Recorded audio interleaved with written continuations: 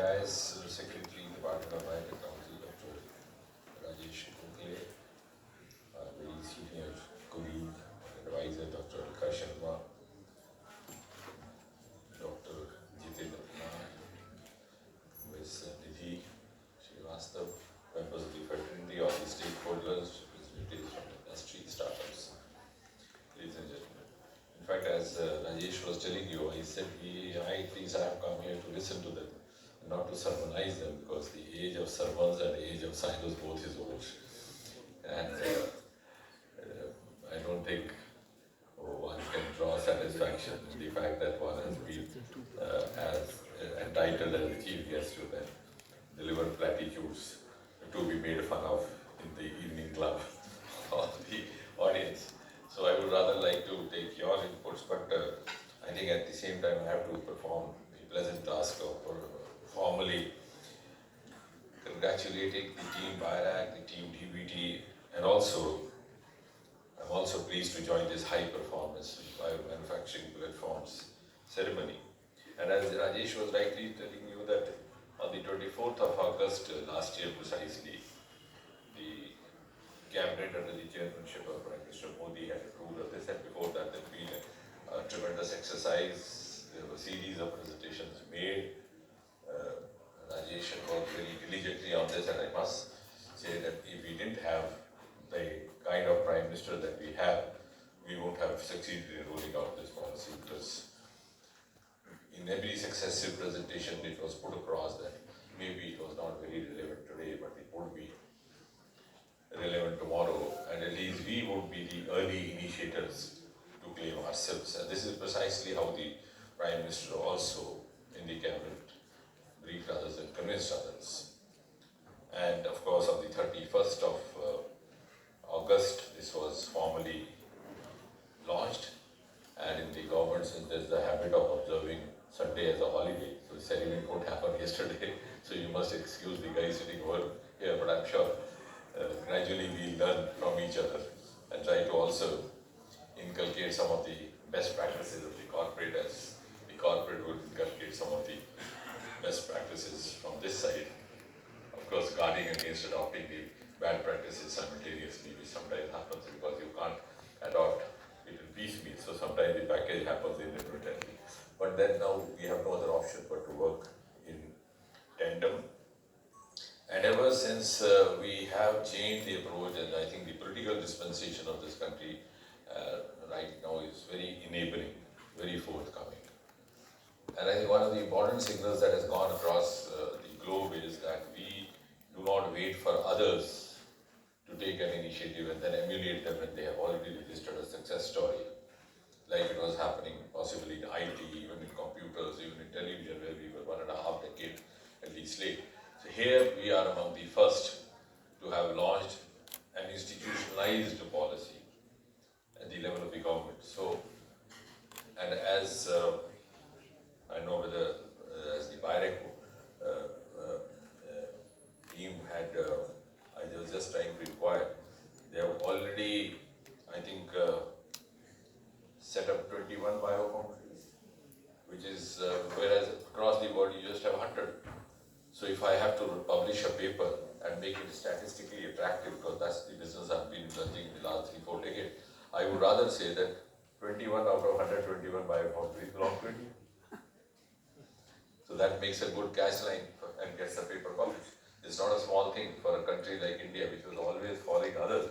You have 21 out of 121 biofactories in this peninsula itself, and you have almost 100 100 incubators and more than 4,000 startups who are associated with BIRAC. So that's been a remarkable journey in a very short span of time, particularly when you see that before 2014 we just had about 50 startups, which is rather embarrassing even to quote.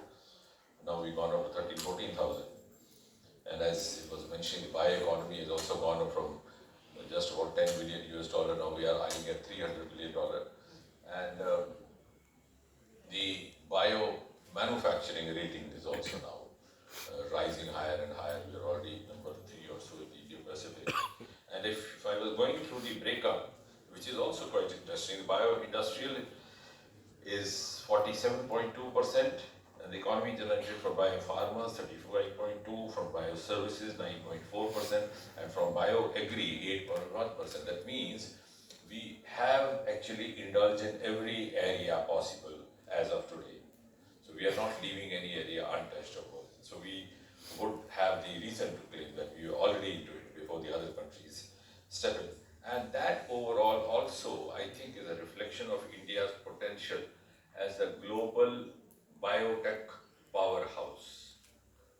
We have that capacity, we have a huge resource which has been, and as we move on, we will be integrating the other resources, the Himalayan resources, the ocean resources, because simultaneously we have also the deep ocean mission having been launched. We have the Roma mission launched, we have the Florida mission. So all these will somehow get integrated, and of course with the health mission also there,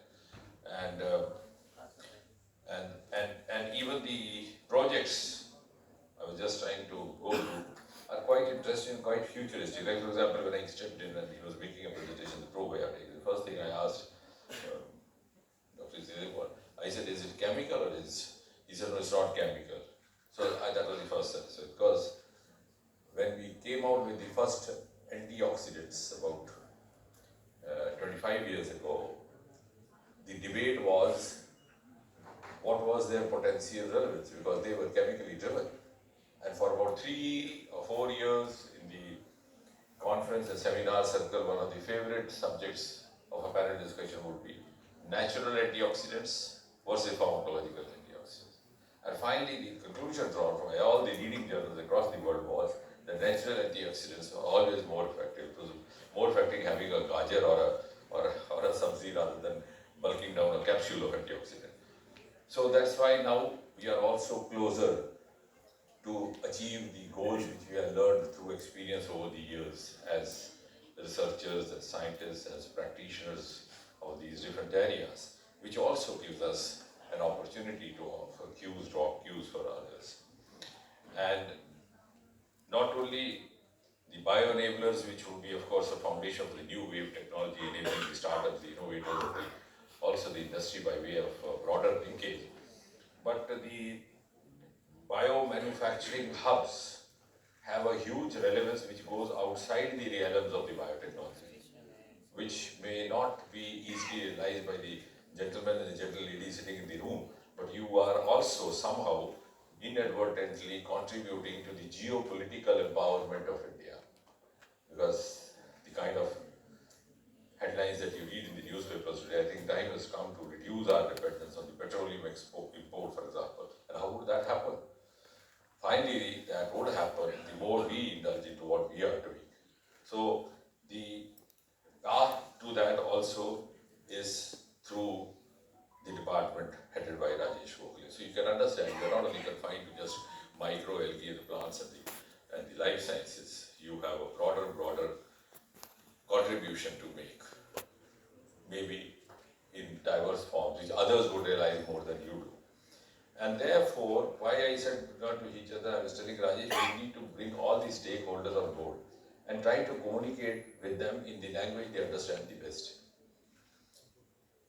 And because, so I think, I was telling you, we need to have a very robust social media communications, a very robust communication channel. Like for example, considering the day that we are observing today, in the Independence Day address, it was a great boost when Prime Minister spoke from the Red Fort and he said, I call upon all the youth to join this policy. Usually you don't expect the head of the state saying this from the Rampart of the Red Fort, which is a declaration of it. But the unique feature of the last 11 years is that in each of the Independence Day address, Modi ji has been referring to one or the other flagship schemes related to these ministries. So when he said that, many people would not have even understood, but at the same time, they might have gone home and tried to search what it is all about. And just because I was sitting in a zone where I didn't have a signal, and I was also trying to rush out to travel to the flood-affected zone, so the first call immediately within 10 minutes I received from Rajesh that he was quite excited that Prime Minister had said that. And the second thing I did was to call up the social media team and tell them that, no, this is something that, now which means our social media team was smart enough, great enough, prompt enough, but they didn't know the relevance which was realized by Rajesh. So you understand the integration at a wider level. And also I was telling that there are some constraints in the government sector that, now for example, it's Independence Day, these boys and girls would wait for the next day because it's a holiday. They have to ask the operator to connect to the boss. They can't straight away connect as you do in the corporate sector. You simply pick up the phone and call the boss by his initials. So in the age of real-time working, we also have to learn to overcome those psychological barriers. So that's why I told my boys, let all of them sit with me, and I'll be first because I am accessible to all. So I also feel comfortable, and so also all of us.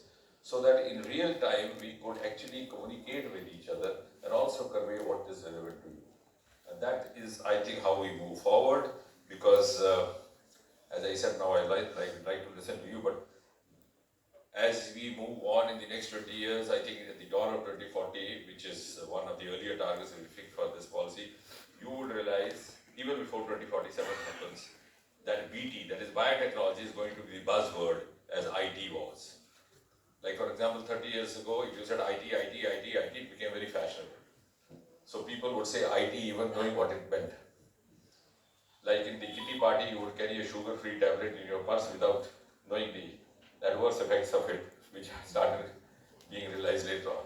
So BT is going to be a fashionable buzzword in the times to come, and you are going to be the torch bearers of that. And that's how the Viksit Bharat that we talk about is going to happen, but this BT is going to precede that. So with that kind of esteem, motivation, and confidence, I think we have an opportunity.